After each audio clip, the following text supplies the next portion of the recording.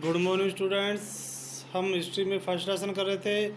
आज हमारे क्वेश्चन है आदिमानव द्वारा पत्थर के औजार बनाने और इनका इस्तेमाल करने की संक्षिप्त जानकारी दीजिए। यानी कि आदिमानव ने पत्थर के औजार कब बनाने शुरू करे थे, वो इसका इस्तेमाल किस लिए करता था, हमने इसके बारे में बताना है। आदिमानव द्वारा पत्थर के औजार बनाने और इनका इस्तेमाल करने का सबसे प्राचीन साक्ष्य है, जो सबूत है, वो इथोपिया और केनिया के पूरा स्थलों से मिला है। यानी वहाँ पर प्राचीन स्थल है, वहाँ से मिला है। ये औजार संभवतः ऑस्ट्रेलोपिथिकस ने बनाए थे। और वास्तव में मनुष्य के जीवन में औजारों का विशेष महत्व था। उसमें वानरों से हटकर, जैसे बंदरों से हटकर, कुछ ऐसी शारीरिक विशेषताएं थी जिन्होंने उसे औजार बनाने और उनका प्रयोग करने में सहायता दी।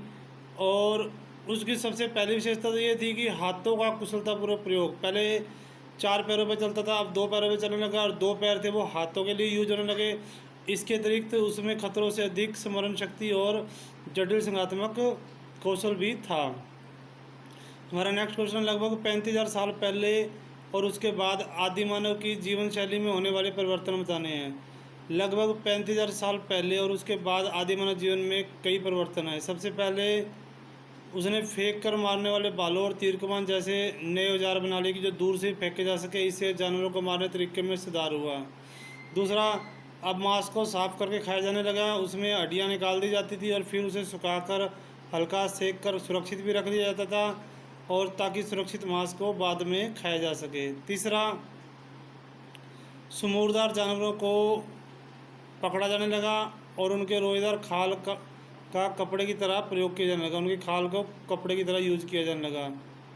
और सिलने के लिए सुई का आविष्कार भी हुआ। फिर सिले हुए कपड़ों का सबसे पहला साक्ष्य 21,000 वर्ष पहले मिला है। फिर छेनी या रुखानों जैसे छोटे छोटे औजारों का बनाने की तकनीक का आविष्कार हुआ। नुकीले ब्लेडों से हड्डियाँ, सींग, हाथी दांत या लकड़ी की नक्काशी करना संभव हो गया था। उसके बाद भाषा का विकास किस पर हुआ। देखो, मनुष्य एक सामाजिक प्राणी है। वही मनुष्य एक ऐसा प्राणी है जिसके पास भाषा है।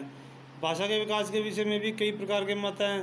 पहले होमिनिड भाषा में अंग विषय यानी कि हाव भाव या अपने हाथों का संचालन करते थे, यानी कि संकेत से ही काम करते थे।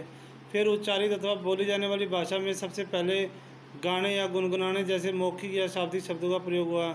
फिर मनुष्य की वाणी का आरंभ सबसे पहले आह्वान व बुलावों की प्रक्रिया से हुआ कि किसी को बुलाना था, किसी का आह्वान करना था, जैसे नर वानर करते हैं। प्रारंभिक अवस्था में मानव बोलने में बहुत कम ध्वनि का प्रयोग करता था, और यही ध्वनियों का आगे चलकर भाषा के रूप में प्रयोग विकसित हुआ।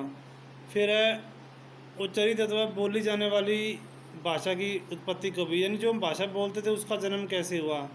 ऐसा माना जाता है कि होमो हैबिलस मानव के मस्तिष्क में कुछ ऐसी विशेषताएं थी जिसके कारण उसके लिए यह बात संभव हो सकी, और यह विकास लगभग 20 लाख साल पहले हुआ था।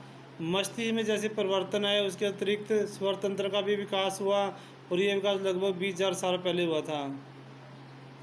एक अन्य सुझाव ये भी है कि भाषा कला के साथ साथ लगभग 40 से 35,000 साल पहले विकसित हुई, और बोली जाने वाली भाषा कला का घनिष्ठ संबंध है, क्योंकि ये दोनों ही विचार अभिव्यक्ति के अपने विचारों को बोलकर कहने का साधन है।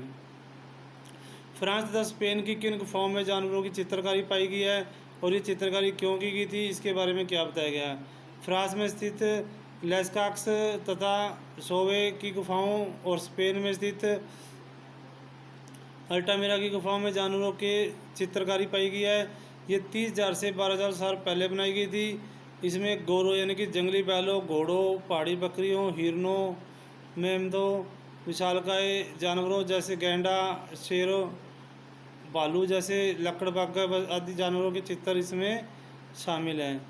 ये भी कहा जाता है कि चित्रकारी का संबंध धार्मिक क्रियाओं और जादू टोने से होता था, और उस काल की चित्रकारी के रूप में जादू टोना करके मनुष्य शिकार करने में सफल होता था। और ये भी कहा जाता है कि शायद ये गुफाएं उनका संगम स्थल है। यहाँ लोगों ने छोटे छोटे समूह आपस में मिलकर रहते थे, सामूहिक क्रियाकलाप करते थे। और ये भी कहा जाता है कि समूह मिलकर शिकार के लिए योजना बनाते थे तथा शिकार के तरीकों और तकनीकों के बारे में एक दूसरे से चर्चा करते थे। नेक्स्ट हो जाए संजातीय वृत्त से क्या अभिप्राय है। यानी कि समकालीन निर्जातीय समूहों का विश्लेषणात्मक अध्ययन था, वही सजातीय वृत्त था। इसमें क्या था, उनका रहन सहन कैसे था, खान पान क्या था, आजीविका के साधन क्या थे, तकनीक क्या थी, यानी इसके बारे में जानकारी दी जाती थी।